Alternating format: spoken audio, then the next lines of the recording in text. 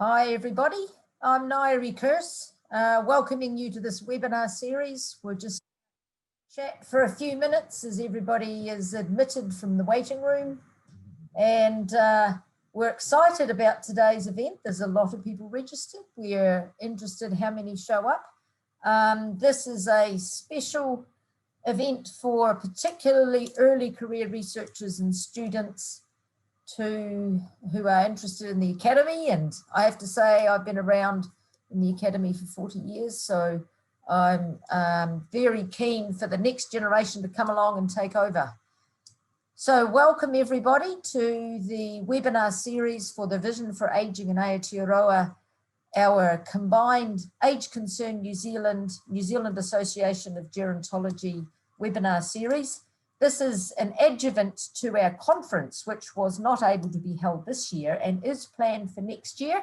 We're looking forward to seeing you all at our conference next year on October the 1st, which will be the Day of the Elder Persons 2021. Just a couple of reminders that we're in Zoom. So if you look at the top right-hand part of your screen, there's several views there. The gallery view is usually the best for Zoom. And when we have our speakers, there's the option of the side-by-side or standard view. And so you can toggle there, but stick on the gallery view. We have set it so that your microphones are off. And if you turn your cameras off, sometimes that improves viewing as well. So we want to acknowledge our sponsor today, who is Aging Well National Science Challenge, who is a fantastic organisation, funding body, one of the 11 national science challenges, particularly interested in aging well, one of the 3 health challenges, and they're doing a lot of very good work, which you will be interested, has been the topic of some of our webinars already. This is the 5th webinar and final of the webinar series. And today we're focusing on issues for early career and for students. And without further ado, I'm going to hand over to Lara Vlistra, who is a PhD student about to submit her PhD. And I'm very happy to say to you all that there is life after PhDs, because she has a job which will begin immediately on her submission. So I'm very happy. I'm very happy to introduce you to Lara, who's in Sweden. I'm in Auckland, and I will see you again at the end of the webinar. So handing over to Lara, who will co-host with Rosie Gibson, who's an academic in Wellington. Thank you very much, Lara. Fantastic, Nari. Thank you so much. And hi, everyone. Warm welcome from me as well. It is awesome to see so many of you here today. And as Nari kindly said, I'm Lara. I'm the student representative for the New Zealand Association for Gerontology, and I'm currently in the last couple of weeks of my PhD with the Department of Medicine and the School of Physiotherapy at the University of Otago. And I do indeed have a job starting right after my PhD, which is a lucky position to be in, and very grateful. We initially had the idea when we were not expecting this many people, for everyone to introduce themselves. However, we've been quite overwhelmed with the number of people joining today, and the registrations, and they're still going up. So instead, I would like to ask you to introduce yourself in the chat. So if you please can write down your name, where you're based, your research topic, and anything particular that you want to get out of this session today, that will be most appreciated. Feel free to go through the chat while people are introducing themselves there, and connect with whomever you feel is worth connecting with. At the end of today's session, we will send everyone that joined to ask permission to share the registration list. You won't have to do anything about that yet, and you can opt out if you don't want that details to be shared. But like I said, you won't have to do anything about that now. You can wait for that email to come through and respond to that email. So just wait and see till you get the email before that. Let's see how the chat is going. I see a fantastic shout out to Aging Well, which I 100% agree with. They're kindly sponsoring our student and early career research session today with fantastic speakers. I'll wait a couple more minutes. I'll introduce myself here as well, actually.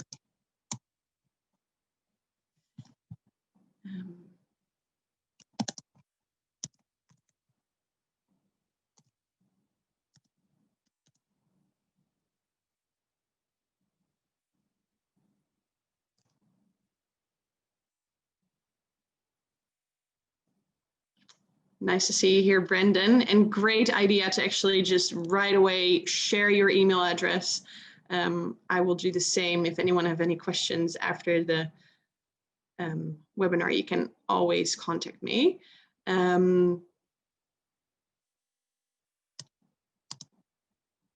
Oops.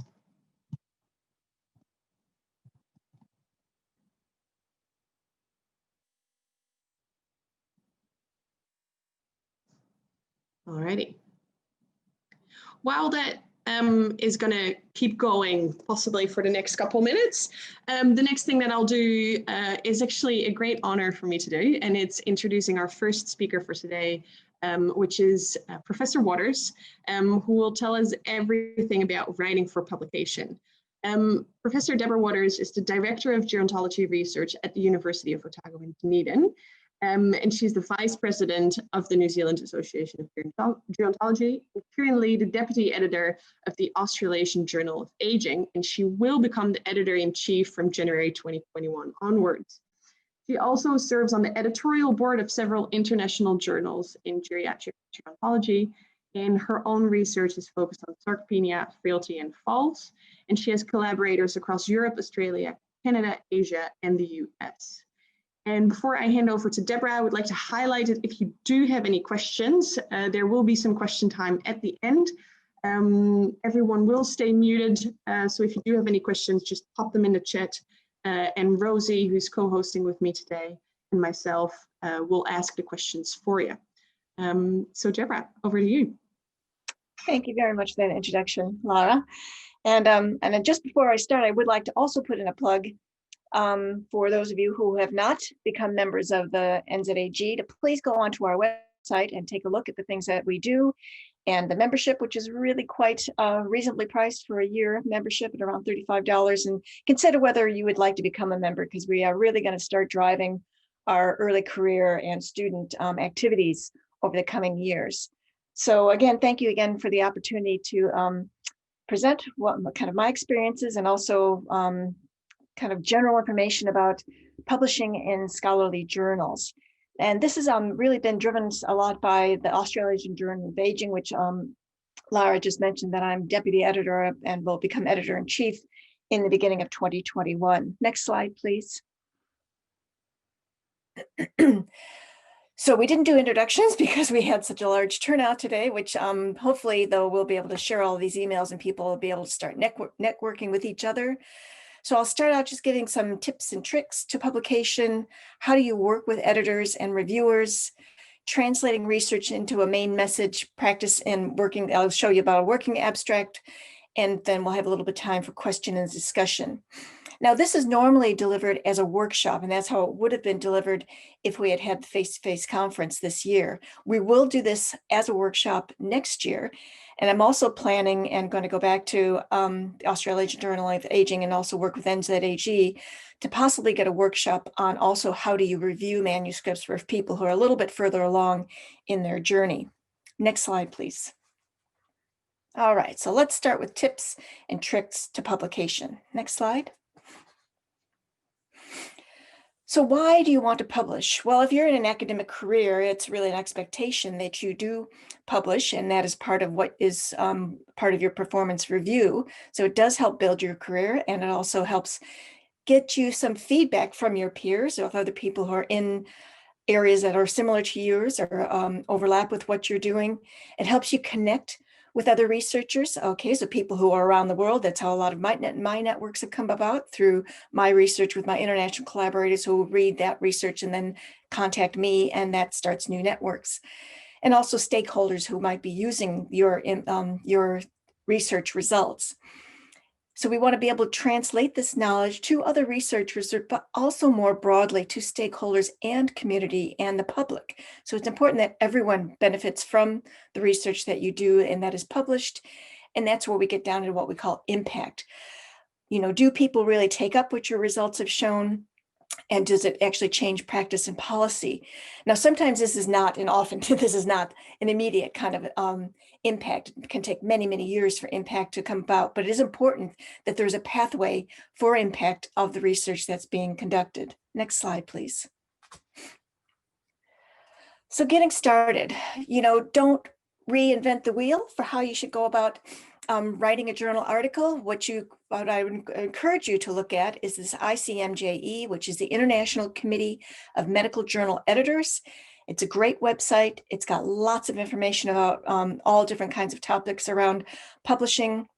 It also has something called a conflict of interest, but I'll talk about in a minute.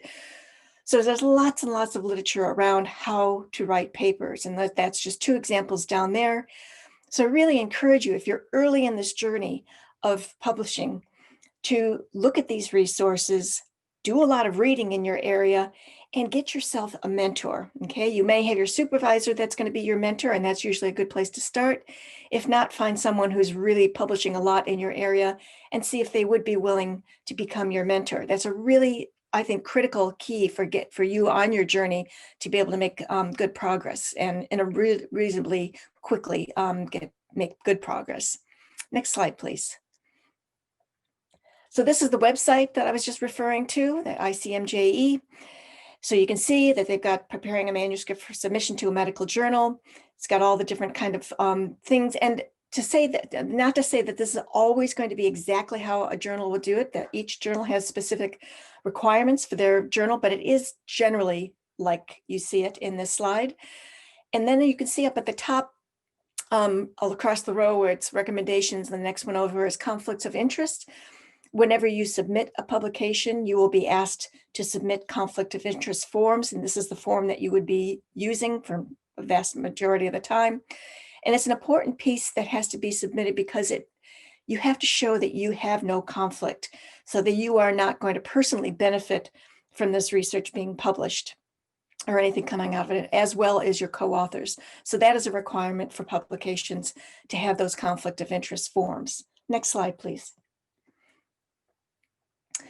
So the best practice guidelines, again, one of the best ways to get something accepted and not get rejected right out of hand without going out to review is to follow these best practice guidelines for the different kinds of study designs. So you've got something called CONSORT for randomized controlled trials and cluster randomized controlled trials, STARD for diagnostic studies, STROBE for observational studies, PRISMA for systematic reviews, and there's now a PRISMA's SCR, which is for scoping reviews, CORE-Q for qualitative studies. They each have a checklist. It's a really nice way to make sure you have done everything according to these kinds of practice guidelines. Some journals require it, but it gives you a checklist to know that you've covered everything before you submit that manuscript for review. Next slide, please.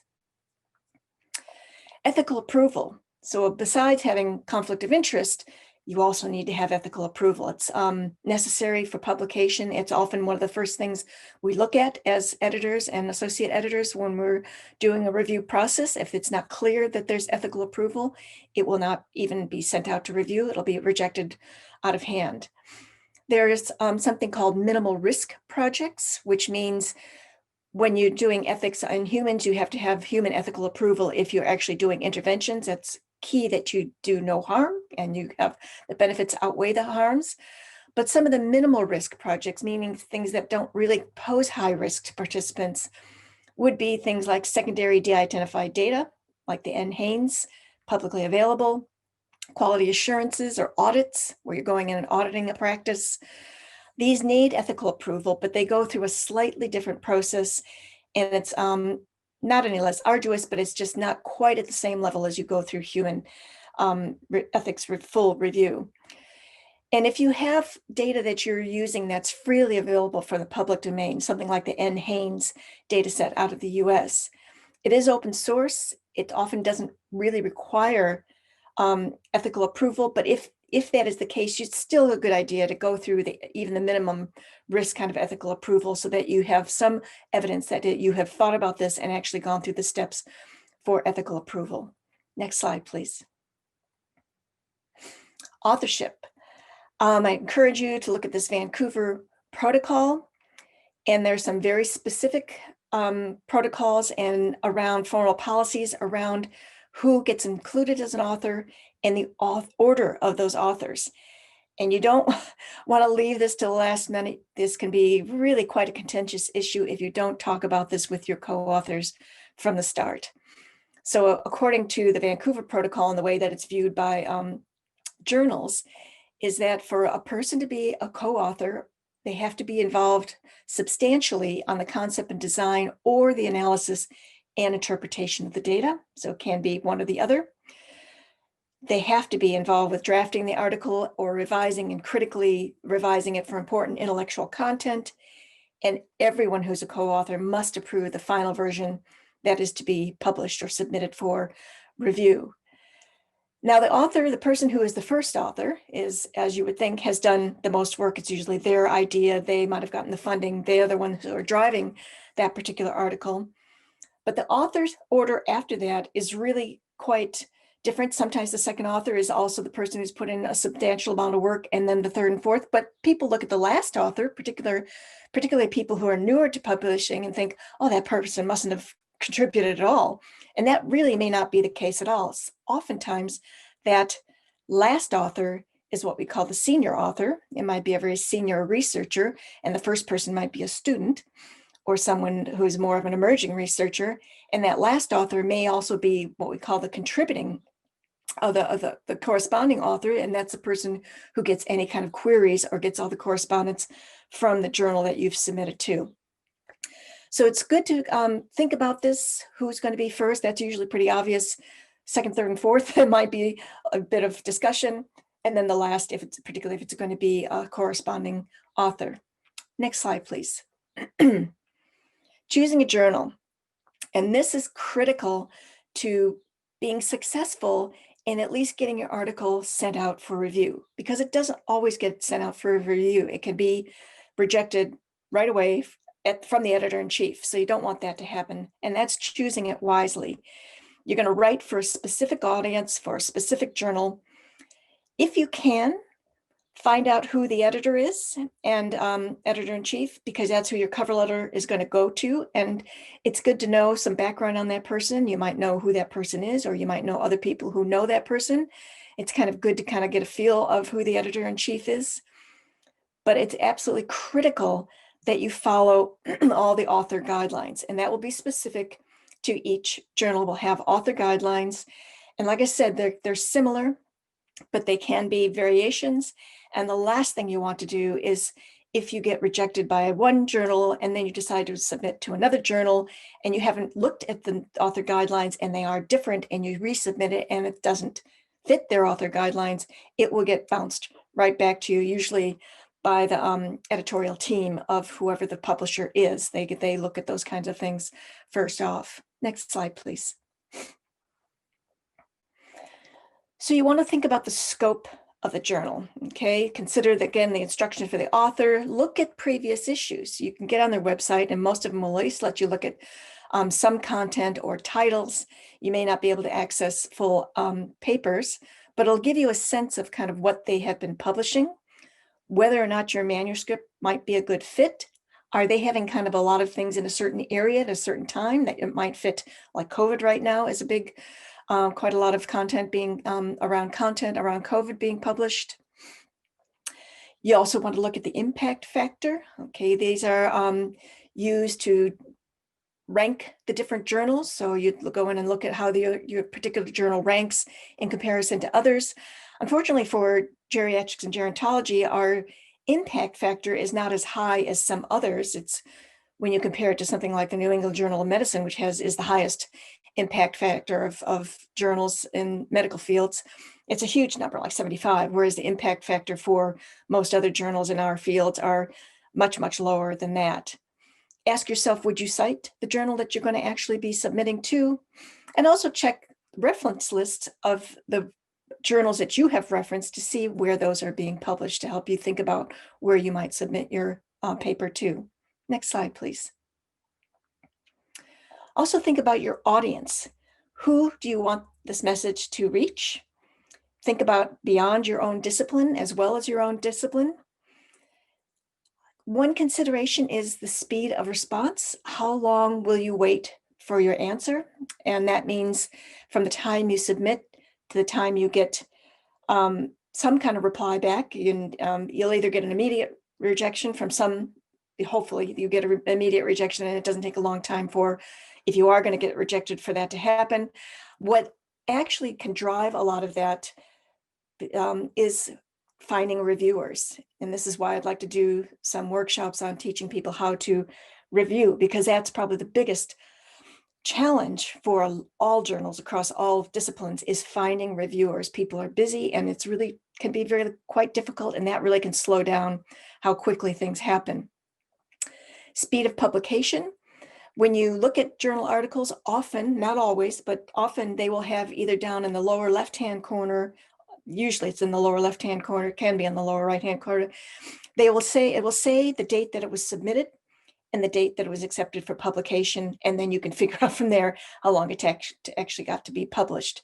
Some of that is also driven by the authors, okay? So if you get back reviews and it's a significant revision, it can take some time to do that. So you might actually slow the process down if you're not quick about getting those revisions back and getting that back to the reviewers to review again.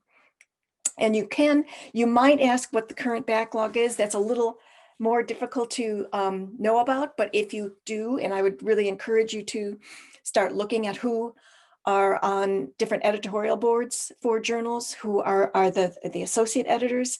You might know some of those people. They will know what the current backlog is, and it's good to know that, because if there is a journal, and sometimes when there's changes of editors in chief, there can be delays and backlogs. So it's good to kind of know those things in advance if you can. Next slide, please. Publication mode. Open access is really becoming a very big topic of discussion within a lot of journals. Are you able to pay for open access?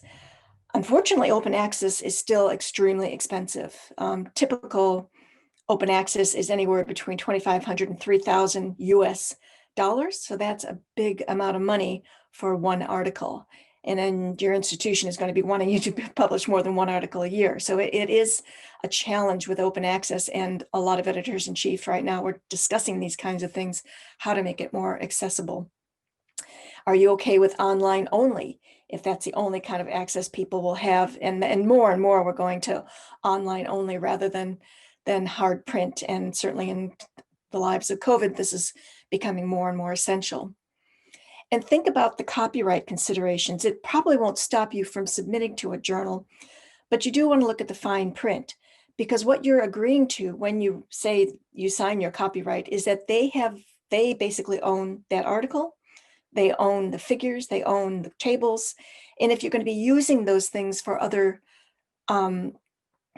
things like you can use them generally for education purposes, that's okay, but you can't go and reprint them in other publications. Like if you were asked to write a chapter in a book, you'd have to get permission, even though it's your journal article, to use that in another kind of publication. Next slide, please. So talking specifically about the Australasian Journal of Aging, just to give you a little bit of kind of plugging for this journal, and we'd love to see more submissions from early career and emerging researchers.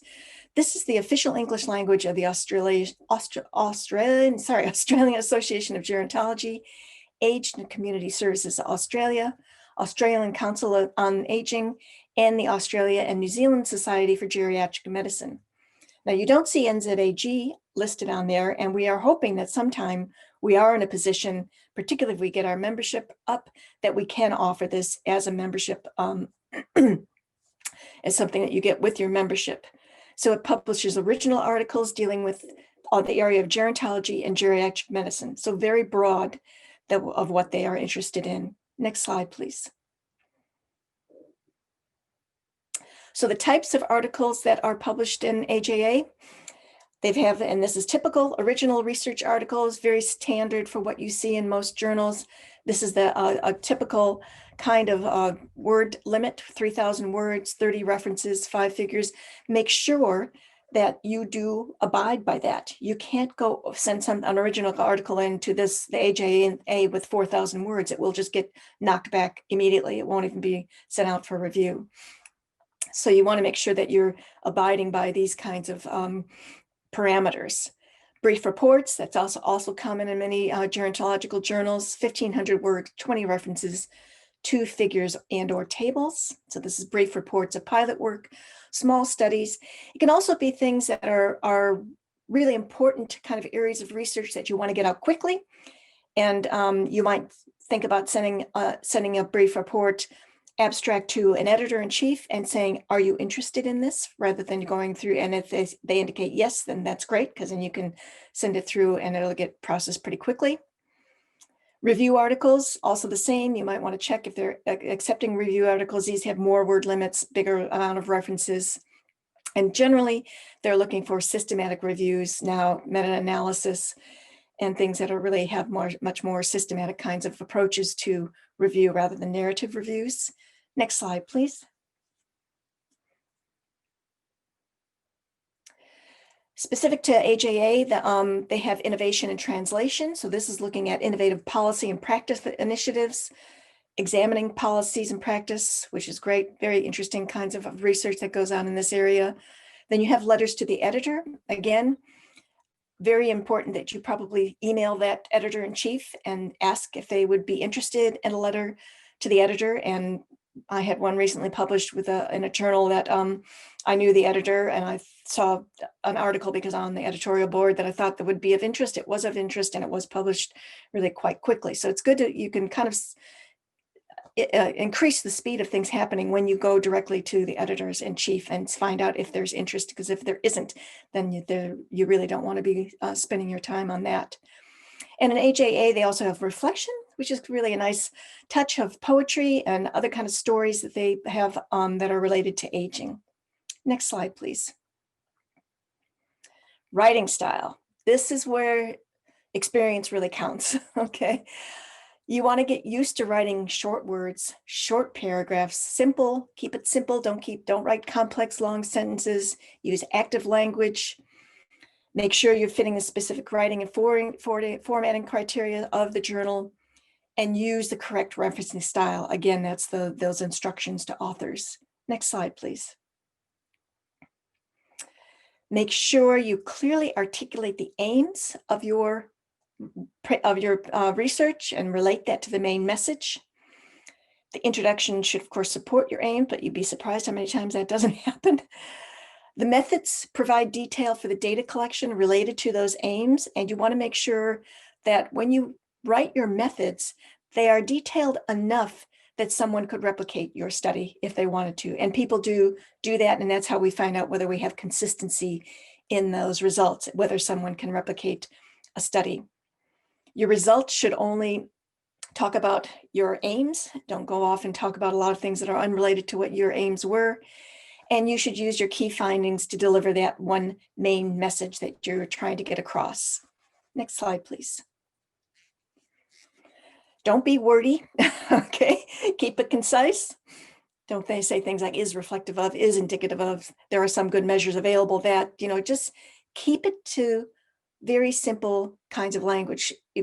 Some of the sentences will feel a bit short, but actually when you read it out loud, it actually has quite a good flow. And I would say if you're not used to doing that, when you're reading your own writing, reading it out loud really can have an aha moment going, God, I didn't know it would sound like that when I read it out loud. It sounds really much too wordy. So that's a good exercise if you haven't tried that. Get your word order right. This is a good one. This systematic review of 12 studies examined factors related to non-transportation of older people who have fallen by ambulance service to ED. It's like, what? What? That sentence makes no sense, and it doesn't. So you want to make sure you don't have sentences like that in your manuscript. Next slide, please. You will have co-authors reading and giving you feedback. You might ask somebody else to read a draft as well, particularly when you're starting out with your writing, and also it's important if English is not your first language. So sometimes you'll see sentences that, again, like at the bottom, that don't really make sense because some of the words that are being used are not things that we would use commonly in the Western world. So next slide, please. All right, what do the editors want? So as a deputy editor, editor-in-chief, you've got associate editors, you've got editorial boards, you've got people who review for you. You've got to get it past the editor-in-chief. That's the first person who's going to see what you submit. It has to have excitement. It has to be novel, it has to have a wow factor. There's a lot of papers coming through and you want yours to stand out. So it has to show some importance, originality, relevance to the audience of that journal. It has to be truthful and make sure your facts are correct, clearly written, and written in an engaging way. Next slide, please. So something comes across, you get lots of these abstracts and manuscripts that come in each day. It goes through the editorial process of Wiley is the publisher of AJA. They take a first round of it, make sure it fits the journal criteria for authors' instructions. Then it goes off to the editor-in-chief. If it fits the scope, if it does not fit the scope, you get immediately rejected. That you don't want that. I mean, you hopefully don't get a nasty rejection letter, and most editors try to be kind when they send an immediate rejection and may say why. The journal has published this. You might ask yourself, why not? Again, I think it's a good idea to pass it by the editor to see if it's within the scope. If you're unsure if it's going to be, again, looking at what's been published in that journal will give you a good guide as to what kind of things they're publishing. Your cover letter is very important. Okay, so besides the abstract and the article, the editor-in-chief is going to look at that cover letter. That's where you're going to have to wow them. Why is this different? Why should they publish this? How is this relevant to past publications? And does this build out of the papers that they've already published? And then cite the citation of this journal. Next slide, please. Is there a fatal flaw? Okay, so a fatal flaw could be a treatment question, an intervention trial using a small non-randomized study. So there's just too high of a risk of bias. Or a review paper without a systematic search and critique. So again, if the editor is thinking this way and says, this is a fatal flaw, they wouldn't consider this, it's an immediate rejection. Your response to that, it's a rejected. You want to go back and look at the best practice guidelines for writing. Make sure in your cover letter you justify why it should be considered anyway. You want to be careful about overstating that, but you might have a good justification for why you used a small non-randomized study. If you can justify it strongly enough, it might get through to an associate editor and then it might get sent out to review. Or you might just have to consider to aim a bit lower and choose a lower impact, more appropriate journal for that type of study. Next slide. Of course, the editor wants to know, is it well written? If it's not, if the abstract is really poorly written, again, it will get immediate rejection. So you want to be coherent, consider the style, consider the format, use your best practice guidelines, watch your language and grammar. Don't be real flowery with you say, don't be really emotive, don't overstate things because that will be picked up right away. Again, have someone review before submitting if you're unsure, and also proof before submitting. It's always good to have somebody else, even though your co-authors might have seen it. Things get missed. You've read it so many times that things do get missed, so it doesn't hurt to have someone who's not seen it before proofread your paper. Next slide, please. The review process. Next slide. Unfortunately for you and I, the journal wishes trumps your wishes. You may really want it to be in that journal, but if it doesn't fit, it's not going to get into that journal. Editors have a responsibility to the journal and to the readership and to the boards who also we are responsible to. You also may be up against that a review comes back, your paper goes out and gets reviewed, and the reviews come back and the reviewers don't agree with each other, and that does happen. It happens quite a lot, actually. Then the editor in chief will have to decide on what they think is important. They might send it out for a third review, which can slow things down, so it's not ideal. And you want to address everything, even if no changes are being asked of. So, read what you get back from these reviewer comments. Next slide, please. Very, very likely that you will get rejection. Everybody gets rejected. I've been rejected plenty of times, and you just get a very thick skin when you're in this kind of academic roles where you are submitting publications. However, a rejection may not be a real rejection. Some rejection letters are written in such a way that they say, we're not interested in the way that it's currently written, but we might be if you make these changes that we're suggesting you do. That's not a rejection. That's kind of a roundabout way of saying we're interested, but we have some concerns, and if you can address our concerns, then we might consider it for publication. So you'll get that kind of a letter, and that's actually a good letter. A pure rejection letter is just saying we're not interested, and here's the reason we're not interested, and you'll get those kind of rejection letters as well. There's no reason to chase those kinds of rejection letters, but if you get one that's saying we might consider, that should tell you should be resubmitting. Be patient. Again, it can take a while to get the reviewer's comments back, 2 to 3 months, and sometimes this is frustrating because it is difficult to get people to review. You would be shocked at how difficult it can be and how many times you have to go out and look for reviewers. And I review a lot because I know that it's a real challenge, and I sit on an editorial board. So when I'm on an editorial board of a journal, I feel it's my obligation, and the board and the journal feels it's my obligation to be reviewing for them. So it does take time, and try not to be frustrated and let that flavor how you actually respond to the reviews when you get them back. Next slide. Most reviewers are courteous, and they try to be helpful. They are interested if it's gone through the review, and they are interested. They're trying to be helpful. And even you might get a review that's a rejection, but the reviewers are still trying to be helpful for if you submit to another journal. Sounds funny, but that is how it works. You may get comments that you think are unfair, and that's often, you will get comments like that from time to time. And you may have to write 2 or 3 revised versions of your article before it's accepted. That's not uncommon, okay? So don't get frustrated if it goes through several iterations before the reviewers are satisfied with the changes that have been made. Next slide, please. When you respond to the reviewer, you write another cover letter to the editor, thanking them for the opportunity to revise and resubmit. It's very important to be polite and thankful for that opportunity, because it is a nice opportunity. You address each and every critique and comment made by the reviewers. Okay, don't ignore anything. That's a red flag to a reviewer if you choose not to respond to something. They'll have special instructions for how they want you to submit the revised paper. Some, like AJA, wants you highlight the revised paper. Some of you want track changes. Some of them want track changes and a clean copy. So just follow what the journal is telling you to do. Be courteous. It's a good idea to start with a response of thank you for this thoughtful suggestion. Next slide, please.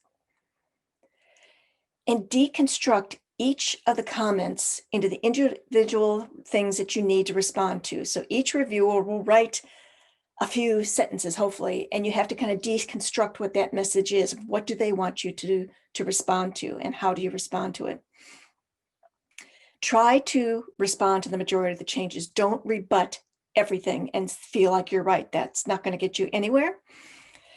If you think that you really are right, it's okay to do that once in a while, or if they haven't, and it's possible a reviewer missed something that is in a paper that they've just didn't read carefully and missed a point, you can point that out. But again, be polite and be respectful for how you do that.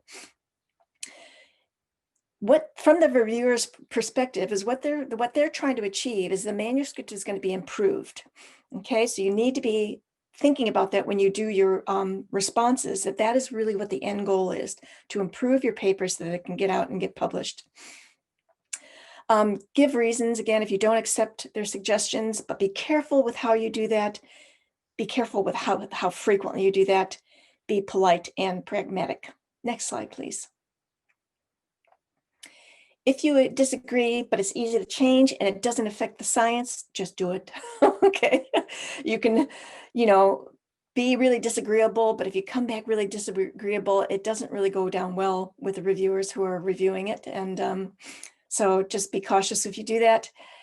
If you disagree entirely and believe it's scientifically sound, explain why respectfully. I would suggest that you also, if you do that, you provide references for why you are standing your ground on this and say that, this is the reasoning behind it. If you can give a really good rationale, the reviewer will probably agree with you, but it's how you do it that you have to be careful.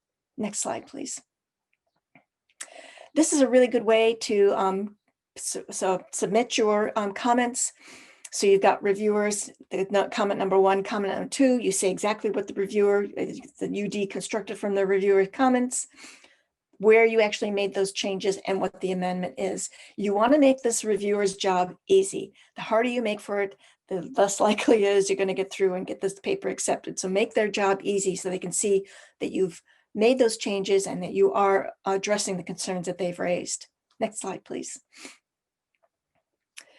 Common misconceptions. Everybody writes better than me. Look how beautifully written the articles are in this journal. Well, they look that way because they've probably gone through several iterations.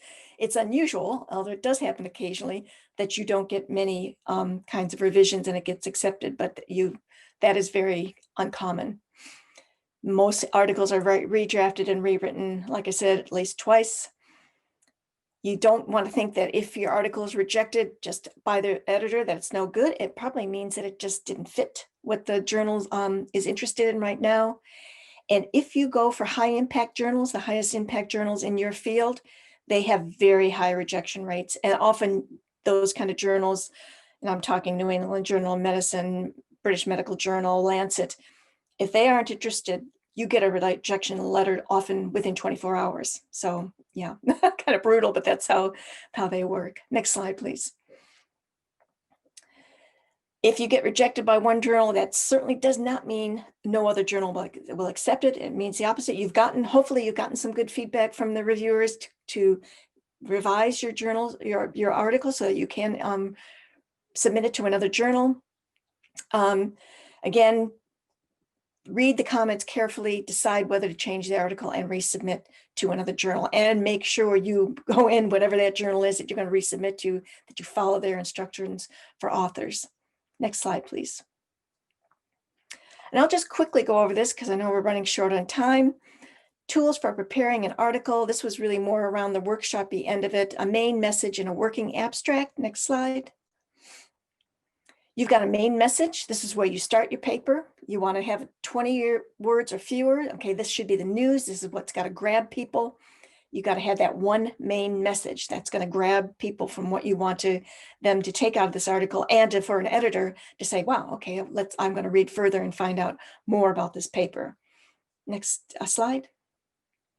Your working abstract, and this is when we have the workshop next year at the Age Concern NZAG conference. We'll actually have some hands-on practice with this, where you write your main message, produce a title that encapsulates that main message, write a 5-sentence abstract, what you did, why you did it, what you found, implications for theory and practice.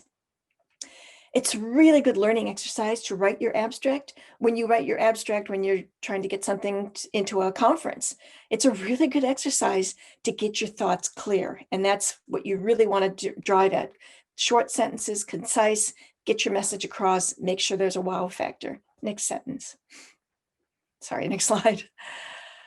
So this is important tips and tricks, and this is just to sum things up. A cover letter is a very useful tool. Okay, don't write a very bland cover letter. The editor-in-chief will read this. You've got to grab them. You've got to make them believe that this should be published in their journal, that it's a novel, that it fits with the journal, and that it's going to excite their readership. You want to have one main message, and this should be the news of your research. The abstract needs to sell the manuscript. And this is true. And one thing I haven't talked about yet is the abstract can often sell the manuscript, but you've got to make sure that that full paper lives up to how the abstract looks. I can't tell you as a reviewer how many times I've agreed to review an abstract, review paper based on the abstract, and get the paper and go, whoa, this is so poorly written and just it's completely different. So you've got to make sure your manuscript lives up to what you sell in your abstract. Otherwise, when it goes out to review, it could just be quickly rejected. So that means being coherent and logical in your writing. You want to choose, again, the appropriate journal for your paper. Follow the guidelines, both the best practice and the journal. Get good feedback before the submission. Don't give up if you are rejected. Be thoughtful and thorough when addressing the feedback. Again, if you've gotten to the stage where they have invited you to make revisions and to resubmit, that's a really good sign, okay? It means they're interested. It means they're giving you another chance. So you now need to be really careful and thoughtful and polite and thorough in how you address this and make that next review really sell that paper to them so that they say they might have just a few minor things that they want beyond that, which usually doesn't take that much time, but you're getting closer to getting over that hurdle to having that paper being accepted. Next slide. Thanks for your attention. I'm afraid I didn't leave you much time for questions, but I think we've got the chat that's been filling up what looks like with questions. Thanks so much, Deborah. Can you all hear me? Yep, that was a great presentation on the importance of publishing, covering from, how vital it is, looking at the validity of our work and where we publish, as well as actually the mechanics of writing, as well as reviewing and so on. So I thought that was great, and some great tips there with that table for the rebuttal. I'm going to pinch that, and the five sentence abstract I think is a great idea, and especially for students, things like doing the 3-minute thesis as well. These are really good ways to consolidate your research into key messages, I think, and to bring that through. While some questions are coming in, I was just thinking for myself, as students, master students and PhD students quite often are working on small sample sizes, perhaps pilot data.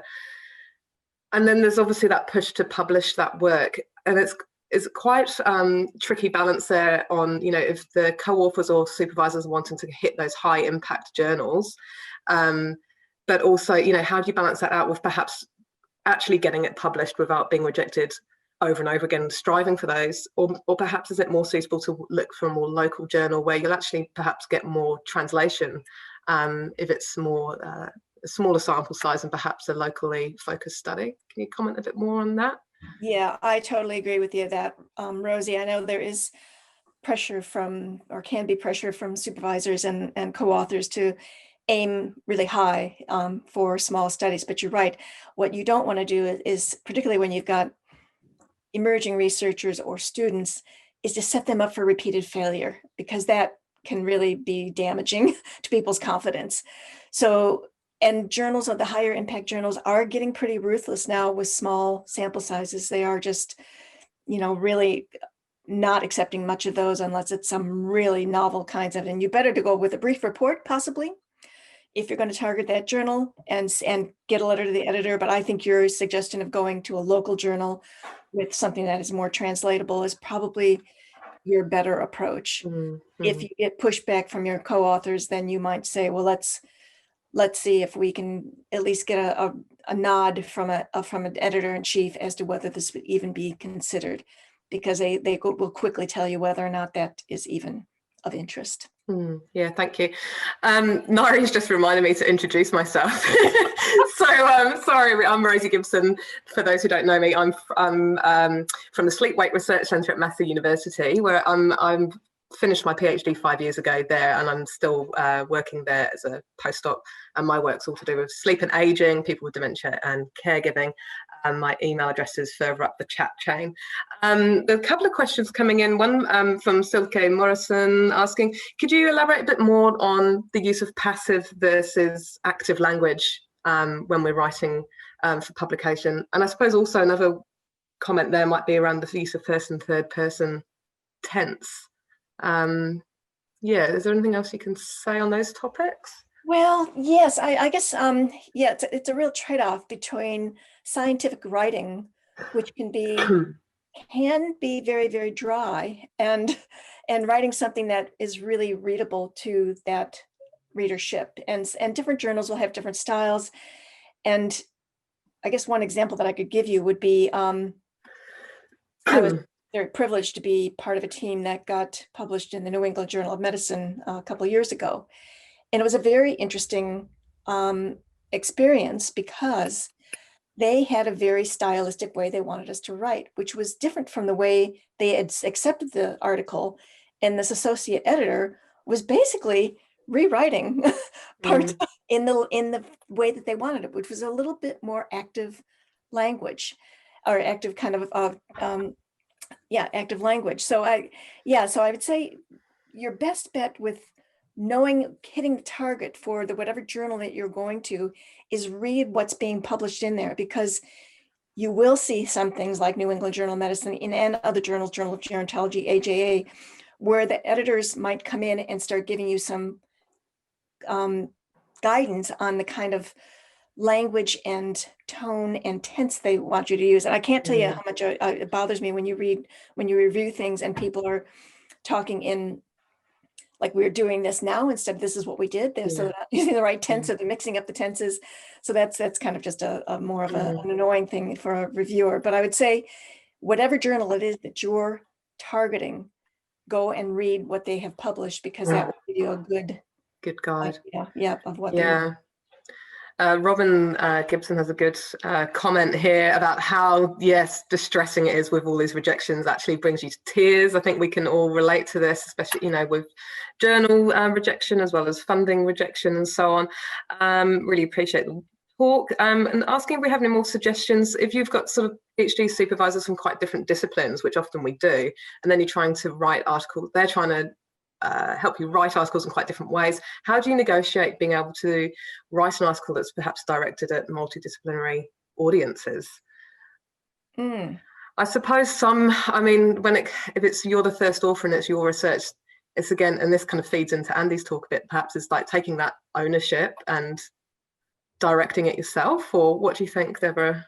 Yeah, that's exactly what I was going to say, because that is really, as a student, that's going to be a little bit trickier kind of to negotiate. But I would say, again, if it's a matter of your writing skills, that's different than your writing style, because your writing style really should be your own. And then you fit that in with what the journal actually wants to have. So if you're negotiating with multidisciplinary kinds of groups, and really what you're trying to work towards is your own independence as a researcher, and you're in that journey, it is important to learn your own writing style. Your mentor will probably hopefully help you with some of that writing and critiquing things. And it should be you and your main supervisor who make those kind of decisions as you're writing your paper. And then the other people can make comments and have feedback. But again, this gets kind of to that authorship.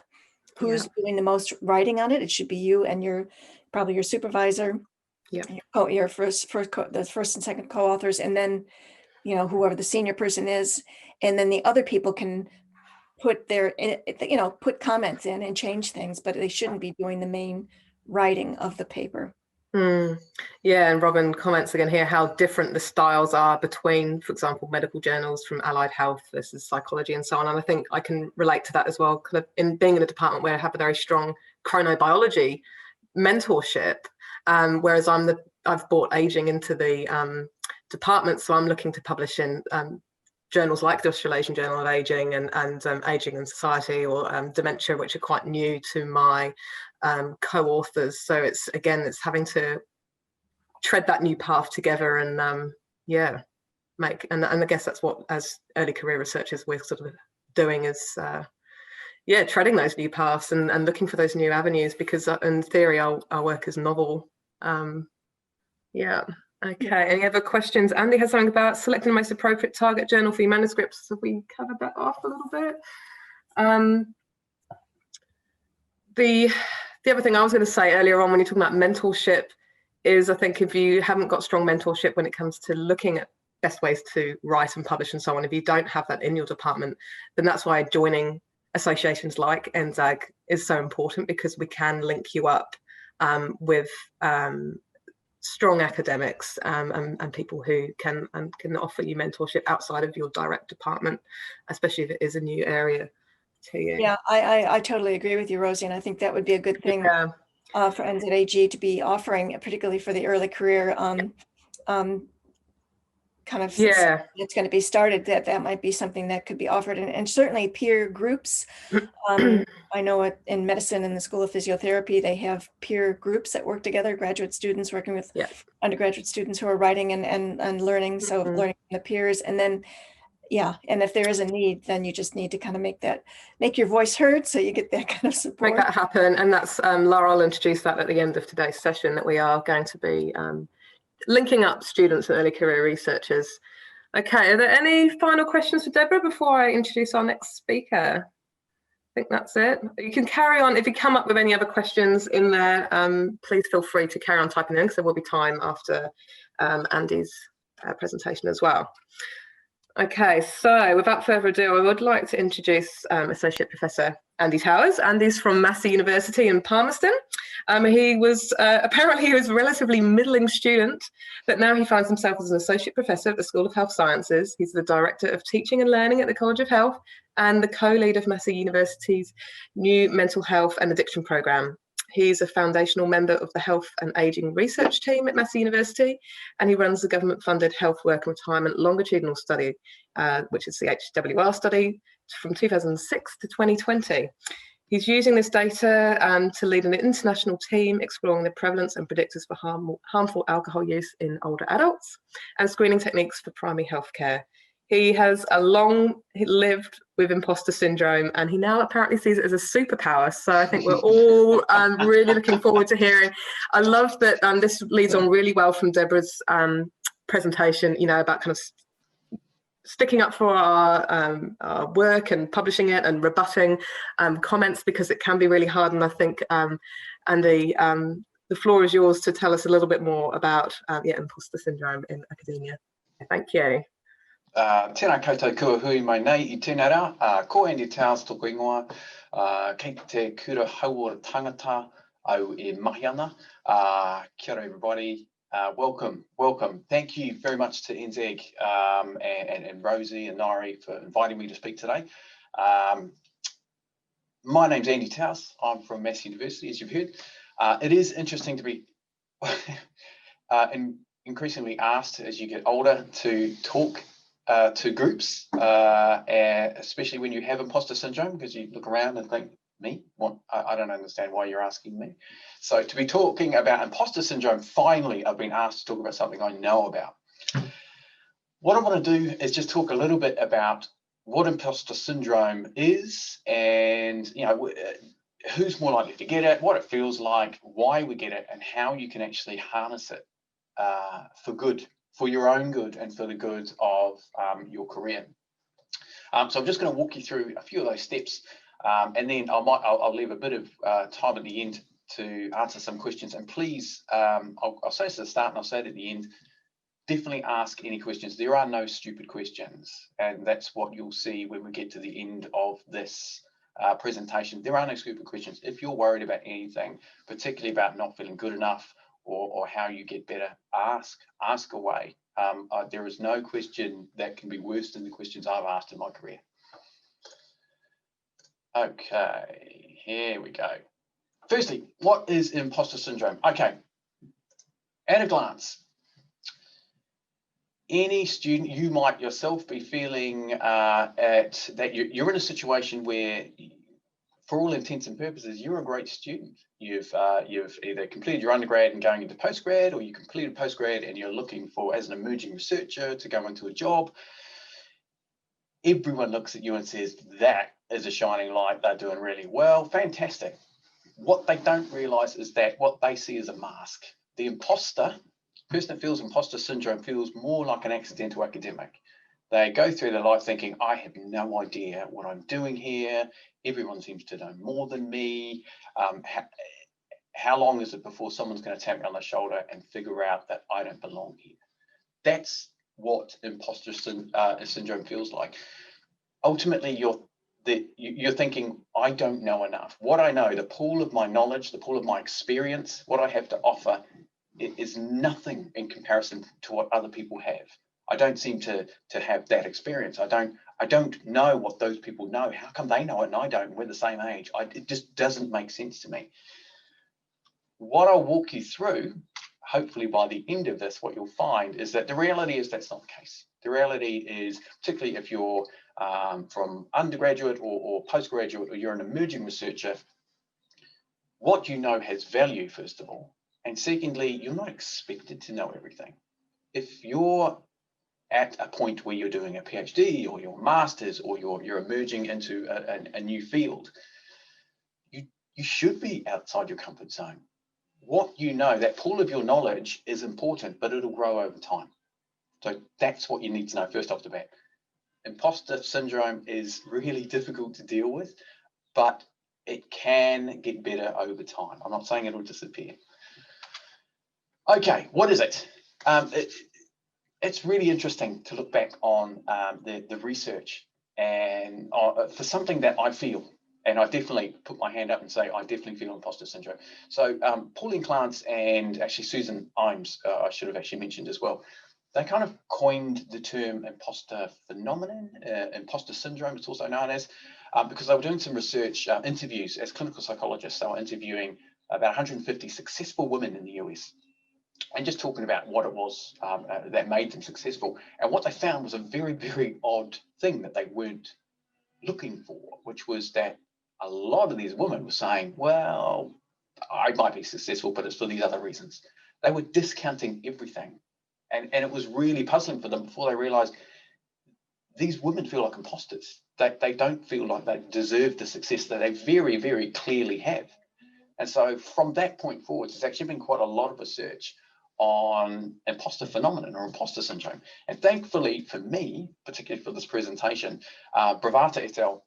In 2019, they did a massive systematic review, and they said, what is it that we can tell about imposter syndrome? So I'm just going to provide you a little bit of that information because it saves me from doing a hell of a lot of work. So in terms of how prevalent it is, it's a bit of a weird area. So it's either 9% of people or 82% of people or somewhere in between. So what we can say is we're not really sure how many people feel it, but it's actually quite common. And particularly if you ask around your colleagues and maybe your family, you'll find that it is quite common if people are willing to admit to it. A second idea is that it was more common in women.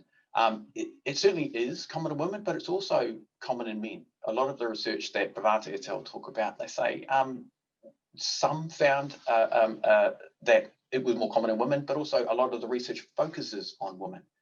And there's also a lot more research that looks at gender, and there is no difference. So it's just been associated with women for a long time, possibly because of Clance and Imes's original study. Now, there is an indication that it decreases with age. That's debatable, and they certainly debate that in the article itself, in the scoping review. I don't think, and I can hold my hand up and say it doesn't disappear. It might decrease a little bit with age, just because you're in the game longer and you get more successes, and over time your CV gets bigger and you go, oh, that's weird, that's odd. I mean, I don't feel like a success. I feel like an imposter, but I have all of these external indications of success. So you feel like you're a bit more comfortable in where you are, but the imposter syndrome doesn't disappear. And lastly, most students get this. If we're talking about academia, most students feel like they don't know where they should be, and they feel uncomfortable and they're not sure, and they feel a little bit like imposters. Now, here are 6 components of imposter syndrome that I've picked up from the systematic review. Firstly, if you're feeling like an imposter, it's actually a reflection of the fact that you're successful. I know that probably sits uncomfortably with you and you're going, this guy doesn't know what he's talking about, but ultimately, people that feel imposter syndrome tend to be successful people. They just discount their success. They go, oh, you know, that wasn't that. Anyone gets that Nobel Prize. I mean, they'll give it away to anyone these days. You've got to stop saying that. Like, the fact is, there are plaudits, there are awards. The more you're in the game, the more successes you'll achieve. And the fact is, imposters just discount that success. The second part, which is kind of related to being successful, is that the hardworking. If you're an imposter, if you feel like you just don't know what you're doing, you tend to be outside your comfort zone. So you tend to work harder. So imposters say, right, I don't know enough. And so you work and work and work, and you probably overwork. And that's partly related to being successful, because you publish more and you get more grants because you put in more grant applications, or you absolutely know your assignments because you've spent 5 times as long as you should have on them. So the fact is, you're hardworking, successful and hardworking, but that can be at a cost. And that cost can sometimes be poor mental health. So there is a very strong correlation between feeling like you're an imposter and having poor mental health, being more depressed or much more anxious in particular. And that anxiety is part and parcel of feeling like you don't know what you're doing. That leads to harder working, and yes, successful, but you don't feel there's success. You're also more likely to be a pessimist. You're more likely to go, probably won't turn out right, which is a little bit why you're hardworking, because you're trying to make sure whatever you're doing at least gets across the line. But it can be really hard to match that poor mental health with that negative self-talk. Another thing which is really interesting, and which actually matches with my own observations of my colleagues, the people that I like to work with, the people that I trust, people with imposter syndrome, they're trustworthy. They're the people that are honest. They tend, if you're in a group anywhere, I do this internationally, I'm usually the first person to put my hand up and say, I have no idea what I'm doing. I don't know why I'm here. And that's a reflection of the fact that I'd like to think I'm trustworthy and I'm honest. And the research shows that, particularly with students, people with imposter syndrome, they tend to be trustworthy and just work hard. They don't cheat to get success. They actually say, I don't feel like I know what I'm doing, but I'm not going to cheat. I'm just going to work hard. So that's a really good trait. And lastly, imposters tend to be perfectionistic. They tend to say, I just want it to be good. In fact, I want it to be better than good. I want it to be great. And so they spend a lot of their time overworking to make sure it's absolutely perfect, when realistically they could have submitted something to their supervisors, or they could have sent in a manuscript 2 weeks ago. And so it's a case of trying to block that perfectionist approach to things and just say, no, this is good enough. And I'm going to get feedback, and it's probably going to say, you need to revise this. So I just need to draw the line and submit something. Okay, so what does it feel like? I probably should have mentioned this first. Imposter syndrome is basically self-doubt. It is this constant nagging sense that you don't know enough to be where you are. You have no confidence in your ability. I mean, you do acknowledge probably that you have some ability, but everyone else seems to be so much better at this. They seem to just do it so more easily. And that's that sense of being inadequate in comparison to others. Imposters tend to compare themselves all of the time to others. Whether they know what's going on for other people or not, they still do it. And they still say, those people do it better. They seem to be doing it easier than me. Why can't I be as good as them? It's always a comparison to others. And that's part and parcel of that anxiety. You have this anxiety that you'll be found out. I have a very good friend, a senior colleague, who a few years ago I was talking to them about imposter syndrome. I said, when does it stop? Because this is awful. I hate this. And he just laughed and said, it doesn't stop. He's a professor. And he said, I still have this nagging feeling that someone is going to knock on my door and go, oh, we've just figured out that you're shit at your job. Pardon me. I should have said crap.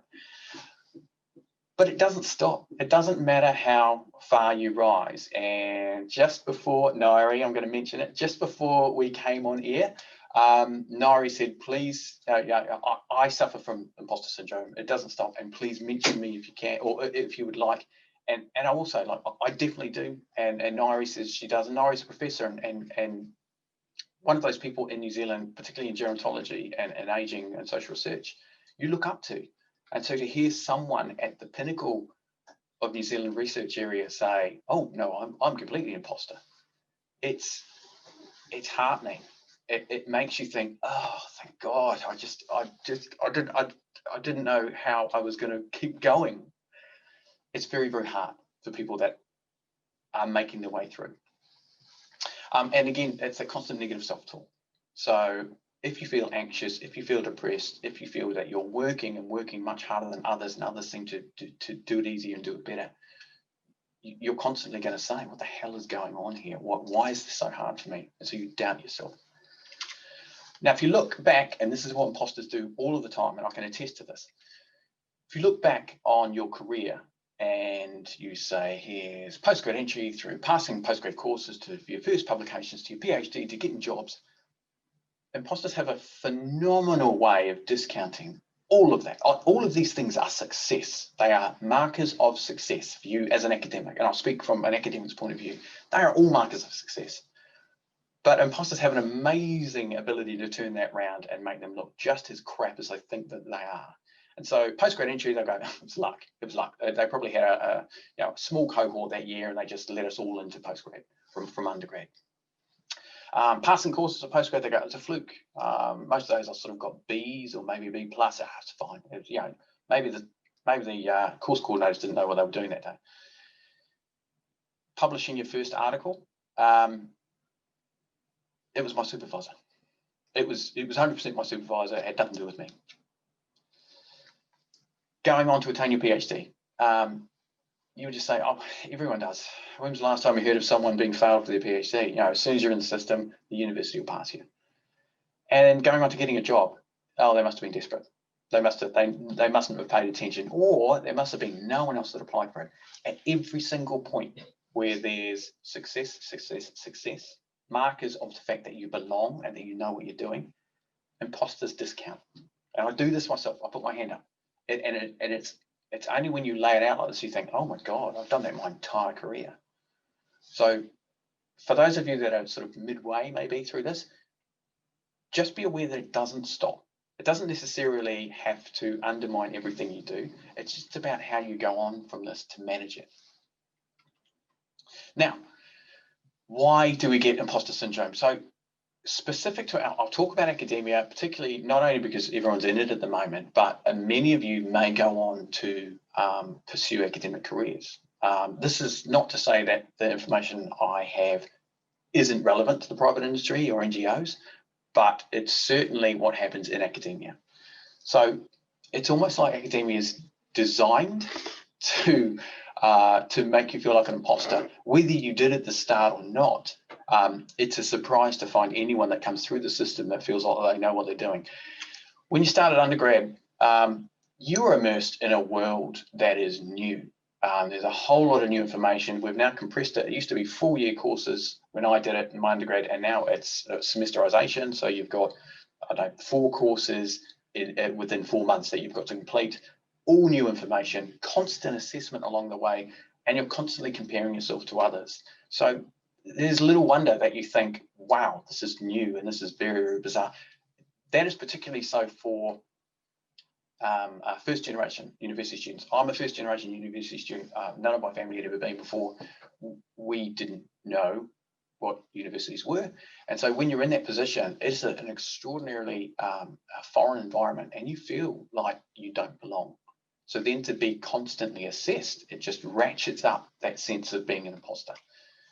Now, when you move from undergrad to postgrad, as many of you have, you know the assessments become more complex. There's much more scrutiny on you, and there's higher expectations, because now suddenly you're going from a wide pool of students into the smartest pool of students who came through and who chose to stay at university as well and maybe pursue masters or PhDs.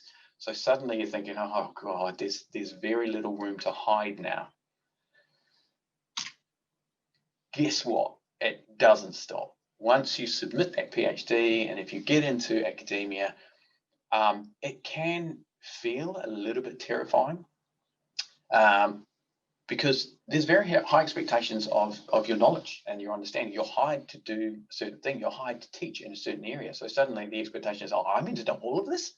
That's impossible. I can't know all of this.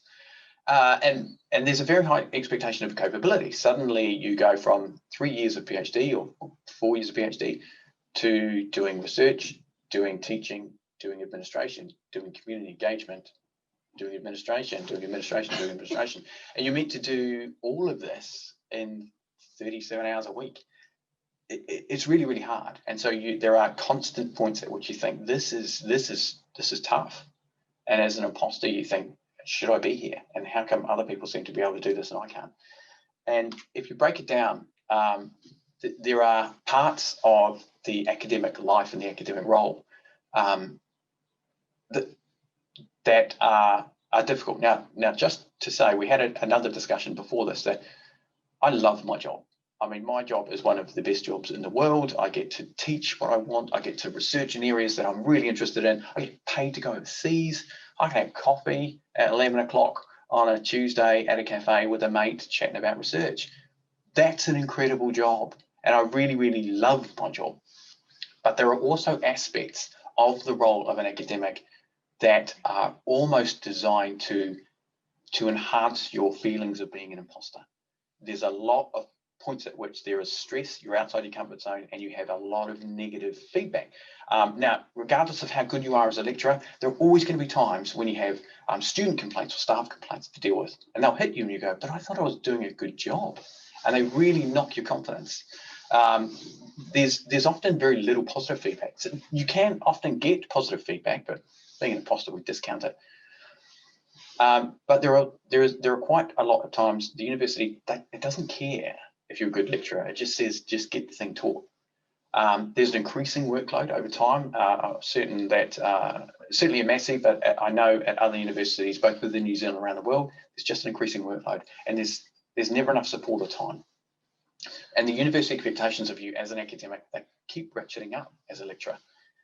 And it's similar for research. So for those of you going into research roles, you can attest to the fact that there are usually multiple projects. A PhD I look back on really fondly. I really enjoyed my time as a PhD student because I got to focus on one big project. But as a researcher, the likelihood is you're a bit on this project, you're a bit on that project, you may have your own bigger project, or in Nairi's case or in Deborah's case, you get a big pot of funding and you have one huge project, but even within that massive project, you've got multiple subcomponents. So your mind is always split. There's always something that could possibly go wrong. You're constantly dealing with budgets, timelines, deadlines. So there are multiple points at which negative red flashlights can pop up. Grant applications and failures, just like Rosie was saying just before, as a researcher, you're constantly putting in grant applications, and as a researcher, you are constantly failing, constantly. You might get some successes, but it's really hard to balance those with the number of failures. You're also surrounded by stars, particularly as an emerging researcher. You go, oh no, I'm now at the adults table. I don't know what to do. Which fork do I use? That's what it feels like to be now working with some world-leading academics. I mean, for the most part, they're actually quite nice people. They're really lovely. But you, as an imposter, you think, I don't think I should talk. I'll just stay still like a possum. And again, the university expectations of research just keep creeping up each year. So it's little wonder we feel like imposters in an environment where we are constantly assessed, we're constantly evaluated, the expectations are high, the potential for failing is constant, and the positive feedback and the successes aren't as loud. So that's why many academics do feel, even senior academics do feel like they're imposters still. Okay, this is a case study. So I've already said a few things about me, but here's a perfect example of an imposter. This is who I am. I'm from Port Town. I'm from Paotearoa. I don't know whether you guys know it, but it's known for a place that's known for having freezing works closed down means there's not much success in the town. Most people don't finish high school. I was one of 12 people that were in the final year of high school, and only 4 of us were doing all final year subjects. Everyone else was either repeating the last year or repeating the last 2 years. And when you exit school, you don't go to university. I don't think anyone went to university where I went. That you go to the freezing works up the road, not Partiers because it closed. So freezing works, the dairy factory, or the armed forces. And I chose the armed forces because I went to the army, because maybe I could do some officer cadet stuff. And then I went, yeah, after 10 days, no, that's not for me. I got university entrance just scraped in, but I'm a first generation university student. So I had no idea what to do. My parents didn't know what to do. We had a hard enough time trying to figure out how to enroll. And I had no friends going to university. So high candidate for a candidate very much at risk of dropping out. I didn't, but that's another story. Now, I'm just going to put up the next part of the slide. Hold your gag reflex. Just hold it. So what I'm going to show you is what my CV says about me right now. And you can talk to Rosie, you can talk to Deborah, you can talk to Nairi about people's CVs. In academia, your CVs say, this person is amazing, because that's what CVs should be doing. They should be selling you. So just hold your gag reflex, because that's what this was designed to do, to say this guy's amazing. This is what my CV says. Associate professor in this, leading learning and research, learning and teaching, leading something else, got some money, doing international research, yada, yada, yada, yada, yada, this many publications. They're all markers of success. But as an imposter, I can pull back the curtain and tell you exactly what they actually mean to me. In reality, that associate professor in health, I've only got to associate professor. I only got to the point where I am because I haven't left. I'm one of the few people that are still here. They went, yeah, promote him, that's fine. It's been here long enough. I'm associate dean learning and teaching, which there's one of 5 basically directors of teaching and learning. 1 of 5 in the university, 1 for each college. So I'm the Associate Dean Learning and Teaching for the College of Health. Honestly, no one wanted the job. That is the only reason I got it. It got to the point where the head of the college came and was actually talking to people going, would you please do this? I went, yeah, fine. And people go, oh my God, you must be an amazing teacher. I go, no one else wanted it. Lead of the mental health and addiction program. I was here and I'm vaguely in the mental health and addiction area, and everyone else went, well, that's him. And so I went, oh, fine, I'll do that. Put my hand up again. No one wants these jobs. And so I did them, and now it's on my CV, and it looks good, but no one knows that I don't know what I'm doing. Millions of dollars of money. Most of that's not my money. I happen to be on someone else's grant, and they go, would you be on this? I go, okay. And they go, fantastic, we're successful. I go, thank you, put that on my CV, ratchets up. The amount of money that I personally have got is not that much, it's this much. I lead a couple of sort of $100,000 grants, but nothing in comparison to someone like Nairi or someone like Deborah. Lead an international research team, honestly, here's the key. I buy people coffee. Wherever I go, if I go internationally, I say, hey, you're a nice person. Do you want to have a coffee and a chat? And I do that everywhere. And they go, oh, you're a nice person. Let's work together. And if you do that enough times, over enough years, they coalesce into a group. And everyone now knows I like coffee and cake. And so they have a laugh about that. But it binds everyone. And so now we're linked across the world. Over 30 publications. I'm not the lead author on most of those. In fact, I'm getting more students now publishing using me. So that's how this stuff works. And lastly, I'm advised to the Health Promotion Agency. Again, it all comes down to buying people coffee, just making people laugh and making people like me. And then they go, you're nice to work with. That's it. So even successful CVs, if you ask the person, you ask Nairi, she will go through every line and go, that doesn't mean what you think it means.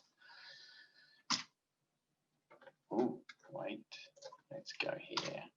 Okay, right, harnessing it for good. Okay, so what we already know is there are some difficult parts of being an imposter, but there are also some phenomenal traits that being an imposter reflects.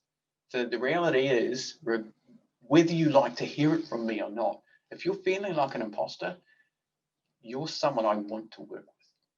You're someone I trust because you are trustworthy, you are hardworking, and you're successful. Those are all traits of people that are fantastic to work with. In fact, I've got to the point now in my career where the people I work with, both in New Zealand at Massey, but in different universities, like Deborah and like Rosie, they're people that feel like imposters, but they're extraordinarily hardworking. And those are the people that you want to work with. It's the people that think they know exactly what they're doing. If they don't feel like an imposter, they have no idea how hard this job is. They have no idea how hard research and teaching is. So steer clear of the people that feel like imposters and make sure that you seek out the people that do feel like imposters. Because the reality is you do know enough to be here. You've passed the bar at each level. You understand how much work is needed, which is why you're so anxious and why you overwork. You have a track record of success. You are successful. You can't deny the fact that you're successful. Discounting is not denying. There are marks. If you step back and you thought about this from a colleague's point of view, instead of this is my colleague's CV, you go, okay, yeah, they're successful. So you work hard in order to succeed. You've also got to understand that it isn't easy for other people. You're not inside their heads. You don't know what they know and how they got to where they are. So stop assuming that you know this. Secondly, luck has nothing to do with it. Luck has nothing to do with your success. You're a hard worker. Others, because imposter syndrome is so common, others are comparing themselves to you. And you're not aware of that. And it wasn't until I had a chat with someone and they went, oh my God, I've seen your CV. And I went, oh no, what did you think? And they went, oh no, blah, blah, blah. And I said, oh no, I thought you were going to tell me something was wrong. Other people compare themselves to you because regardless of what you think, you're successful.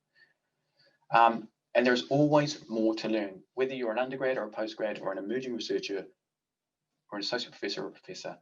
If you're not outside your comfort zone, you're not doing your job well. You should feel that slight bit of anxiety, that slight bit of fear, because there is always more to know. There's always more to learn. And I'm embracing that now. I'm actively seeking out jobs and roles and research where I don't know enough and I have to work because it makes me feel alive. Deborah Waters can attest to this, where we're working together on an Australia, New Zealand, a bid for a big conference in 2029. And I'm the person, I have no idea what I'm doing. Honestly, I just don't know what I'm doing. I'm asking a lot of questions and it probably annoys the hell out of people that do know what they're doing, but it's invigorating. It's really interesting. It's just probably annoying to everyone else.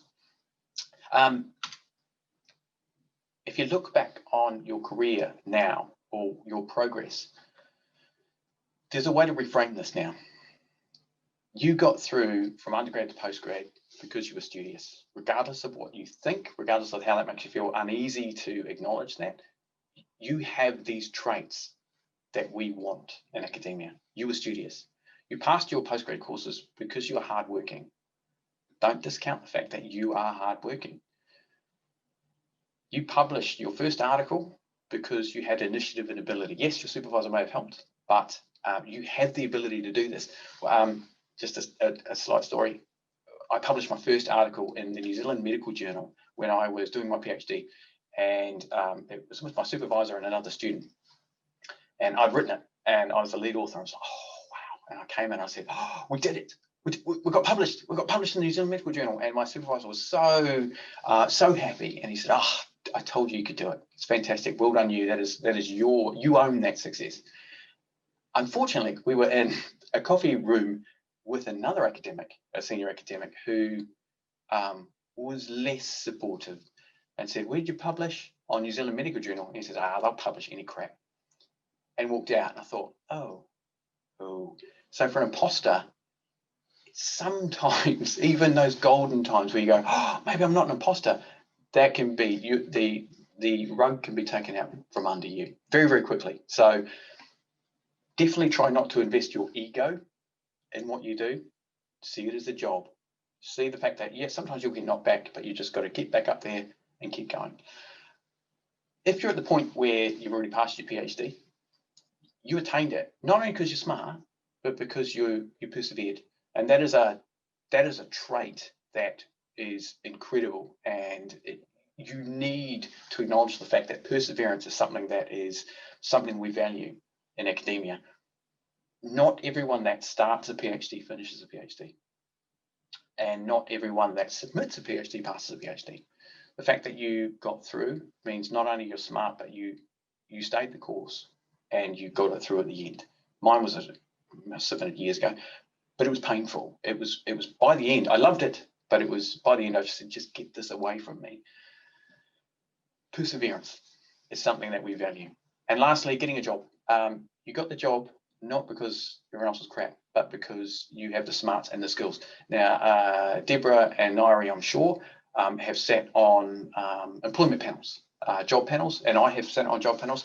And I can tell you, there are a lot of people that apply for academic jobs. And so you go through a very rigorous process of culling the first 50 that come in because they're randoms. And then you get a pool of maybe, I don't know, 10 to 15 that you have to work down to maybe 4 or 5 that you interview. So if you get to the interview stage, that's phenomenal. It means that you could work here. If you get the job, it means you were seen as valuable enough and as smart enough to do the job. Don't underestimate the fact that everyone on that panel is looking to hire their colleague. They're looking to hire someone that they want to work with. So to get that job, at no point have I ever sat on a panel and said, you know what, these 3 candidates are really close and really good. This 4th candidate's a bit of a dick, but let's just take a punt. No one says that. No one wants to do that. We always want to select the best candidate. So look back over your career and own that. Own all of this. There was something I was going to say. Oh, that's right. All of this, everything here, imposter syndrome is about being outside your comfort zone. You have to acknowledge the fact that this entire career should be about being outside your comfort zone. We don't know enough, which is why we do research. It's also why we teach people who don't necessarily know what they should know. Never, ever, ever feel that you can't ask a question. I've got to the point now where I'm comfortable acknowledging the fact that I'm an imposter, or that I feel like I'm an imposter, but I do know some stuff now. But when I was an undergraduate student, in my first day, in my first class in psychology, the lecturer said, okay, everyone take your pens and pencils and write down 3 adjectives that you think describe what psychology is. And so 250 people put their heads down and I put my hand up and she said, yes. And everyone stopped writing and looked at me. And I said, what's an adjective? Because I'm from Patea and I don't recall being taught that. I know what a verb is and I know how to play touch rugby. And that's about the level of our education in Patea. And at the time, I remember thinking, I should probably just ask the person next to me. And that's what she said afterwards. But I didn't know. I don't think you should ever fear not knowing, because that's a norm. That's the status quo. Always ask. And Deborah can probably attest to this. I am the person, when we work in our cross-national collaboration, I'm always the person that asks the dumb questions, because I'm comfortable enough being that person. And I do that at all parts of the university, and the committees that I'm in, and the school level, the college level, and the university level. I'm the person that asks the dumb questions. And people, I've lost count of the number of times where people more senior to me come out of these meetings, pull me aside and say, thank you for asking that. I was wondering the same thing. Most people in the room are, but everyone's scared of looking like they don't know, because everyone feels like an imposter. Don't worry about it. Ask the question. No one is ever going to say you should know this, because the fact is, if I don't know, they have to tell me, and you're helping others. And that, ladies and gentlemen, is the end of the life lesson. I'll hand over to Rosie now. Thank you, Andy. That was awesome. We've got Lara here as well. And I think, Lara, are we opening up everyone's mics and videos now if people want to ask questions in real time? Yeah, we do. And We're gonna switch to gallery view, which is gonna, if it's all correct, it's gonna happen automatically. And Mike is gonna. But can I just say that turn on was the that was video. awesome. That was awesome, Andy. There's some really positive comments on your honesty, and I think everyone's relating to what you said this morning. Yeah, and I think, is there something I was thinking with gaining confidence and surrounding yourself by your fellow imposters, like people you were saying, like Nairi and Deborah and yourself, you know, people who we look up to, and actually when you realise that you're kind of normal human beings, it does help to grow your confidence and realise that you're all kind of in it together. 100%. A lot of what we do, I mean, as a psychologist, I'm always looking back to what I've learned. A lot of what we do is based on social norms, and a lot of what are is what we think they are, is what is implied. And so if you surround yourself by people and you're unwilling to go, I don't know what I'm doing, no one else is going to put out their hand to say they don't know what they're doing. And so it looks like everyone else knows what they're doing. And you need to surround yourself by people and ask the question, say, look, I'm not sure what's going on here, because then invariably half of the class, or half of the group that you're with will say, oh, thank God you said that, because I have no idea what's going on. There are certain cues that people, I have certain mannerisms, and I think I might have talked to Deborah about this. I have certain mannerisms when I'm in meetings sometimes that people mistake for being smart, and it's not at all. So I've been told by a friend, you talk too much and ask too many questions. Put your hand over your mouth like that. And so I'm constantly in meetings on Zoom or meetings face-to-face, and I'm doing that. I'm going, And it's not because I'm thinking about what they're saying. It's because I'm shutting the voices in my head going, I have no idea what's going on. To the point where I go, no, I definitely have to ask a question now. And so it's literally about stopping talking. So don't assume just because people look smart that they're paying attention or they know what's going on. You actually be brave enough to say, do you know what? I don't know what I'm doing. And can someone please explain this? Because more likely than not, half of the rest of the group you're with will think the same thing, but they're too scared to say. Particularly in academia, when your professor's in the room and you go, oh, I don't want to look like a dick in front of the professors. Yeah. Has anyone got any other questions coming in? Laura, please feel free to turn on your camera and your microphone if you want to. You should be able to. Andy, I was going to ask, how much do you think it's a bit of a Kiwi thing as well? Or is it international? Like, I think we're a bit.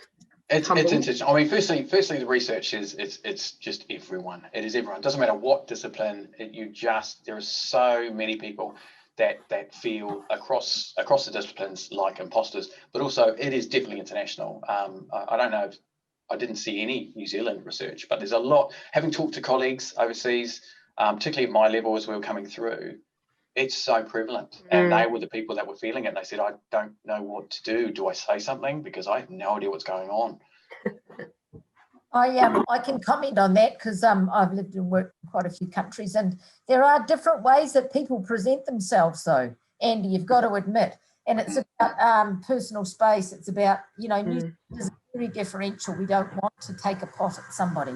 Whereas I have to say Americans are right up there in your face. Blowing their own trumpets. All the time. And as an academic, you just have to accept that difference in the way people act. It's a cultural thing. The Dutch, for instance, they're always asking the mean questions as well. So it will be, it is something that you just have to trust yourself. Don't be afraid not to ask your question just because the way that you come across is different than the other people in the international audience. It's going to be even more difficult now on Zoom because at least face to face you can read body language and do that. But the international interactions are now all on Zoom, so it'll be very interesting.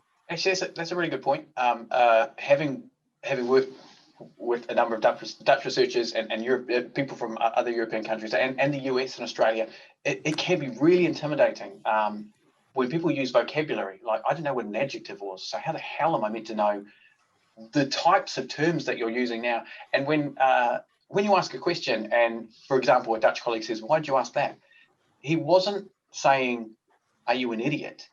He was literally saying, what led you down that path, that logic pathway? But as Kiwis, you go, oh no, I said it wrong. Oh, just ignore me. I don't know what I'm doing. So you've just got to understand that people have a different way of either being in meetings or talking or thinking about these things. I agree, because I'm Dutch and I don't really feel that way at all. So now I feel like an imposter that I'm not representing my Dutch heritage enough.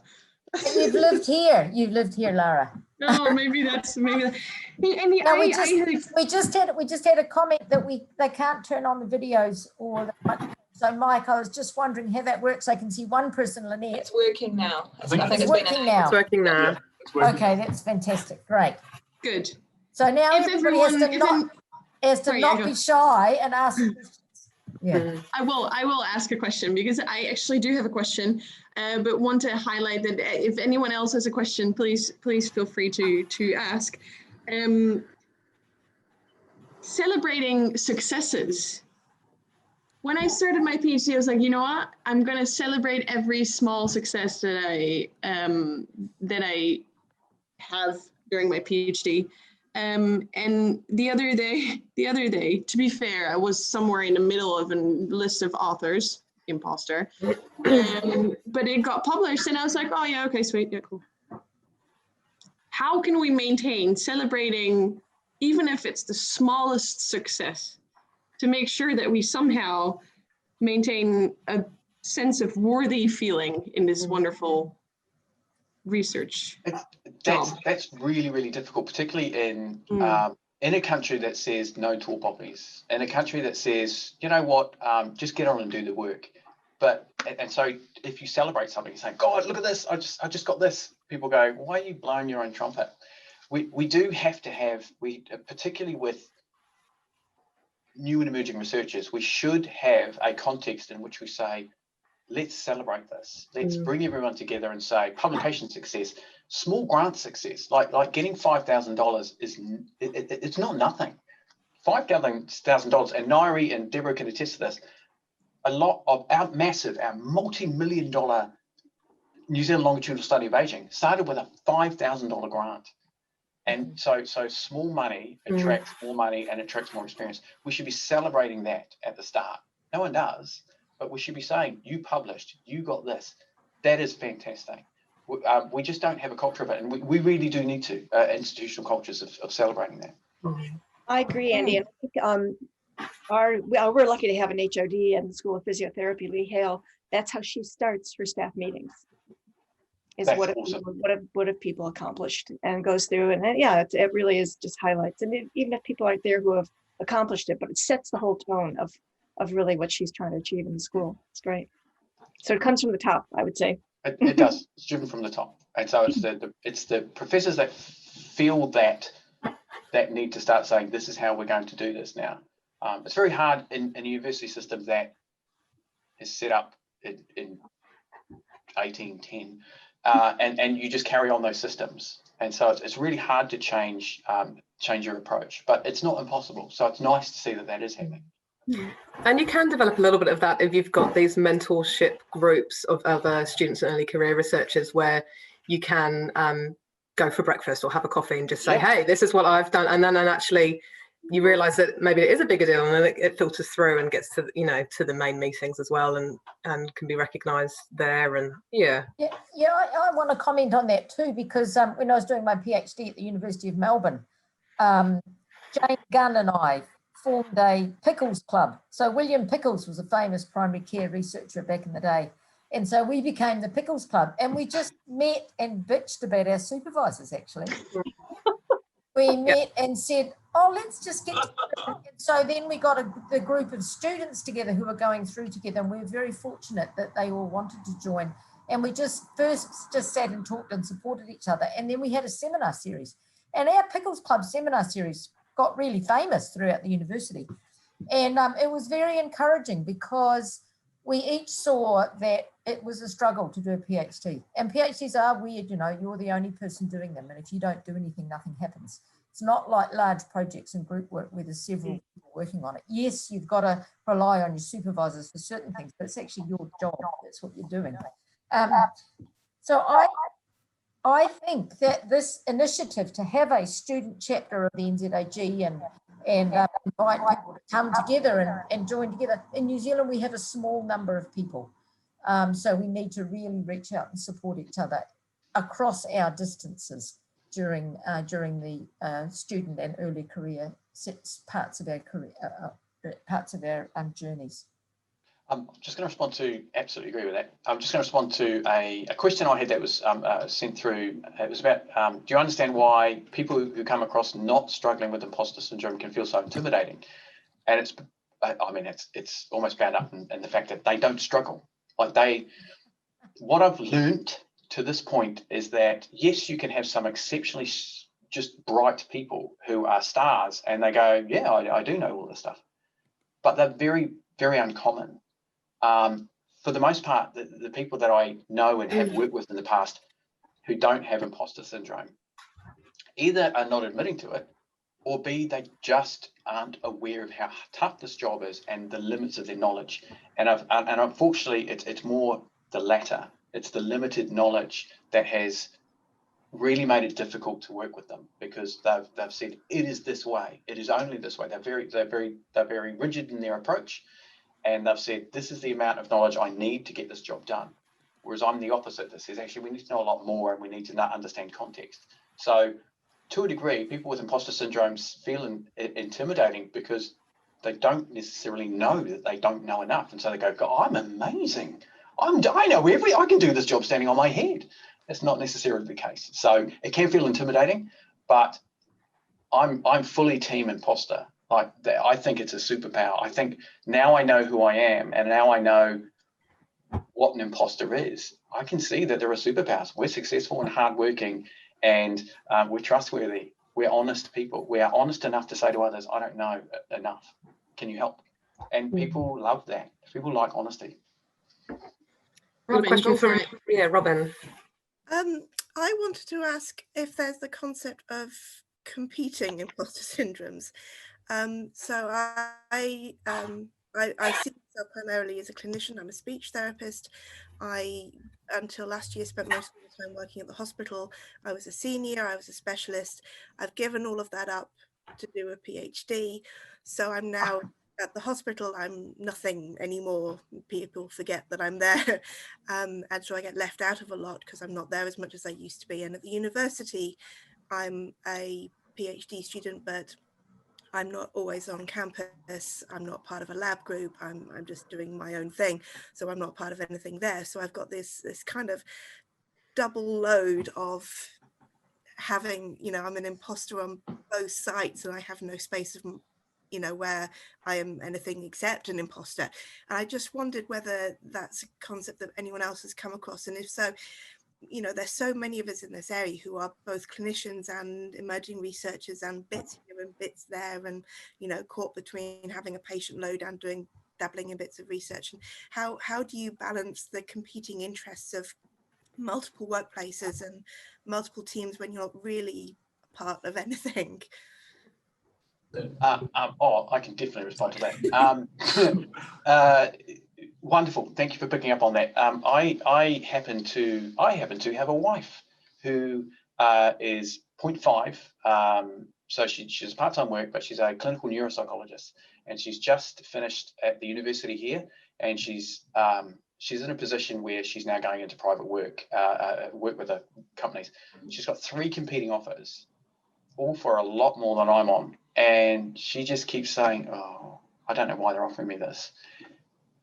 But she's at a point where she's new to private. She's new to that environment. She's left what she knew and where she had a role, and so she felt comfortable. And so, and in addition to that, she's 0.5 and still sees herself struggling to do the job of a mum.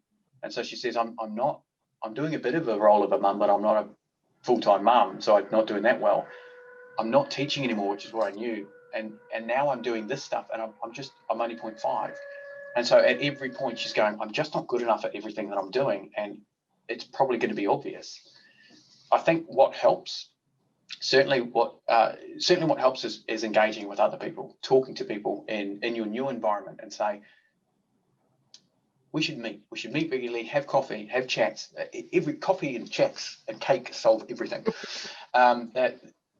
it's about engaging with others in your new environment and making sure that you understand where you sit and maybe find times for engagement with others and understanding that others feel this way as well.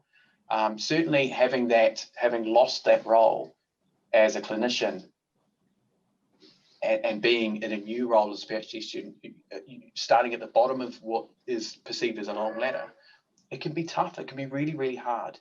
And so what you need is a support base. And the more I do this job, the more I realize it all boils down to the fact that, sorry, there's someone drilling. It boils down to the fact that it's about engagement. It's just engaging with others and being honest and being vulnerable. It's okay to be vulnerable, but to say, hey, I'm in this situation. Does anyone else feel like this? Because people will come out of the woodwork and they'll go, oh, thank God you said something, because I don't know what I'm doing. It is about engaging with others. Yeah, I've got a comment on that too, because, you know, as a clinician who does both, I think it's about multitasking. And so you do have to have enough focus on the one area to make progress, as well as doing the other thing. And it's very, very hard to go backwards from being in charge to being a student, because as a student, you're supposed to be learning, so you don't actually know, you know, you need to develop some skills and acquire them. But yeah, I agree with Andy, reaching out to other people who might be in a similar situation is really important. Hanging out with people who think your research is important. So there's a reason that you chose to go back and do that and be a student. And so get together with the people who understand that motivation. But about that support system. Time passes. Time is ticking away, and we're close to our end. I acknowledge that there is a couple more questions in the chat. Maybe Andy, you could, while I'm gonna go ahead, respond to the question. I think there's one or two left in the chat that you might be able to. Yeah. So Christiane there. Yeah. Yeah. Okay. So I think you asked about. Do you have any advice on feeling like you should have a question to ask? Do you mean now, or do you mean sort of in general? In general. Yeah, honestly, it takes one time of being brave, because what you're constantly thinking is, I don't want to put up my hand. I don't want to look like a dick in front of lots of people, because if I put up my hand, people are going to laugh and I'll never do it again. And the first time that you put your hand up and you ask a question and they answer it and you go, no one's laughing, no one's looking at me. Oh, okay, cool. And so the more of those times that you can get under your belt, the more experience with asking questions, the better, particularly when people come up afterwards and go, thank you for asking that. I was thinking the same thing. So it takes being brave. Do it in small bits. Don't necessarily do it in front of 200 people.